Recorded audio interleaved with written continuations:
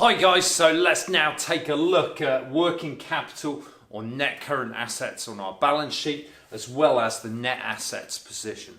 Okay, so when it comes to the actual working capital calculation, it's nice and straightforward, and it simply helps us to understand, does the business have sufficient current assets to cover its current liabilities? And as such, you can see that the actual formula used here is current assets minus current liabilities. So it's really nice, straightforward principle.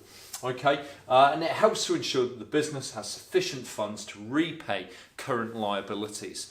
Of course, there is an exception to this. We've seen that the least liquid current asset, of course, is stock or inventories. Now, if the business has a very, very high proportion of its current assets invested in inventories, then it may well struggle to actually be able to repay its current liabilities as they fall due.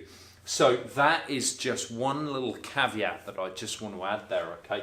Look at the breakdown of the actual current asset position and see whether they have a lot of money invested in inventories. If they do, then that can really have ramifications in terms of actually the ability to repay those current liabilities, okay? Because after all, you need to sell your stock before you've got some cash, okay?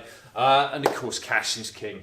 Right, we will look at that in more detail when it comes to the liquidity ratios, of course, but we've also got net assets. Now, net assets is just a really easy way of actually understanding a business's total net worth.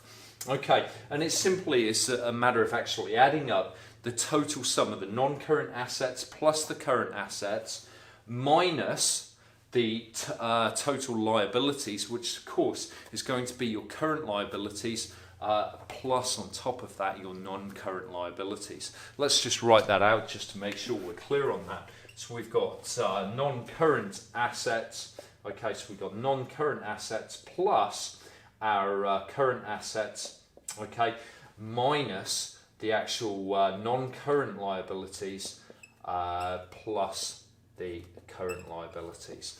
Okay, so it's nice and straightforward in terms of actually undertaking that calculation once again, and it just helps us to understand what the business's net worth is when you actually deduct all of the money that they actually owe against their actual asset position.